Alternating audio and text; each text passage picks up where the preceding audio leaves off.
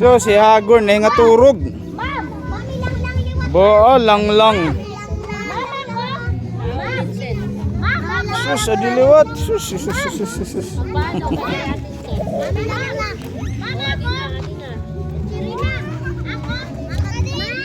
Hagor nang gwapo din.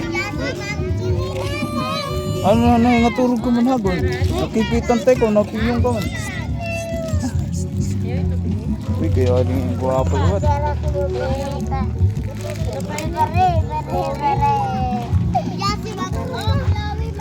Ayaw niyo mas picture ya. Ito mo Oo, nagsarit niya ako. Nino pa din na bata.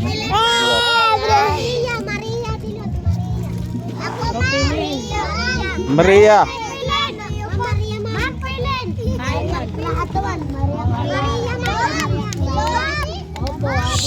No.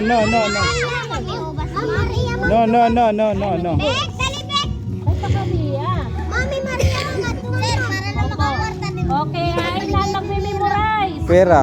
Genesis chapter 1, verse 27. Nilalangan ng Diyos ang tao ayon sa larawan. Sila'y nilalang niya, sila'y kanyang nilalang na isang lalaki at isang babae. Sige daw, yun ang makakamemorize. Sila May. Pade, sila May. Makakatuna kita sunod na topic. Ato na. Mami, ang arap ng panlalaki oh. Sige na. Genesis chapter 1, verse 27. Sino? Ang kambal. Ang kambal. Ang kambal, bakit? Nag-inim niya pa. Bakit ng Panginoon?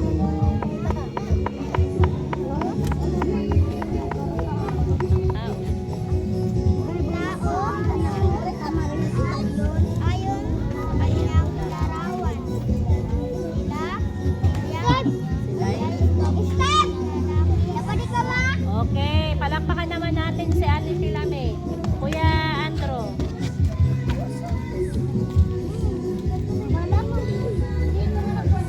Andro. Okay. Ayaw. Ready. Sa aklat ng Genesis, Kapitulo 1, versikulo 26.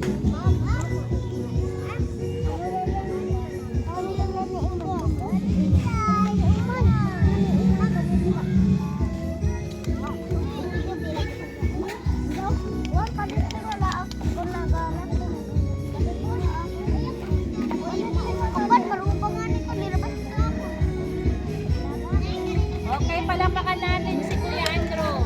Inupan my Bible verse. Sumalan ko, Genesis. O kaya ako, adire nag-intremis lang ako, tapos di makakamemorize. Ino. Duha, tika nga nuna, duha lang nakakamemorize. Ikaw.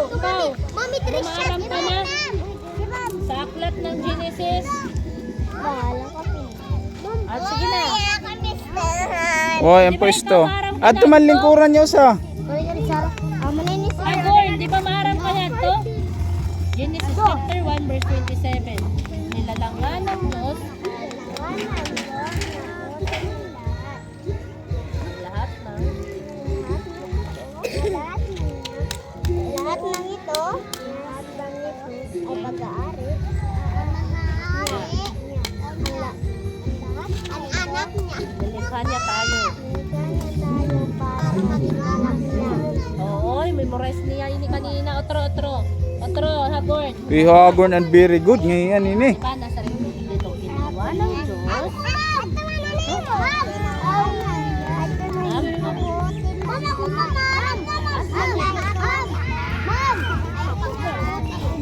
Pag-aari niya.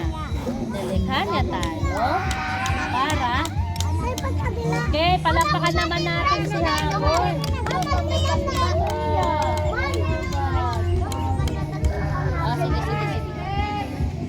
Kana. Ayaw ko hindi. Ayaw. Pagkakano pilin. Sige, ready. Awan ng Diyos ang mabuting lahat. Sa lahat ng ito ay pag-aari niya. Para ang Nilikha? pwesto, nilikha niya tayo para maging anak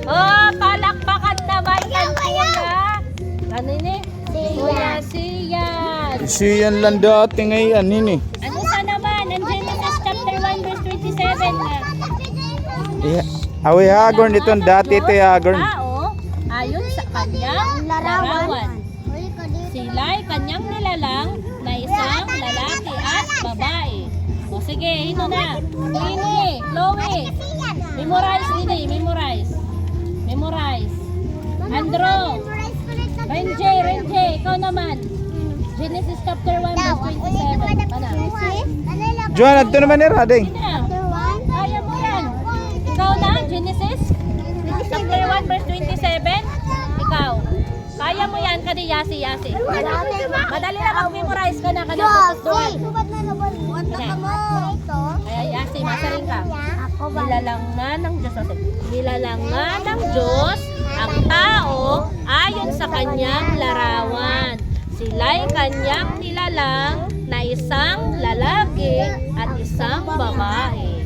Diba? Sige. Genesis chapter 1 verse 27. Otro.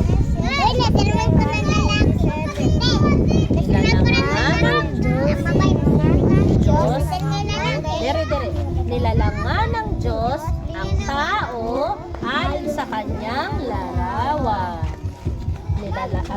Sila'y kanyang nilikha na isang lalaki at babae. Sige na, ikaw naman. Tapos naman yung teacher. Sige na. Genesis chapter 1 verse 27. Gadan, kamot, para di rin mo mga limtan.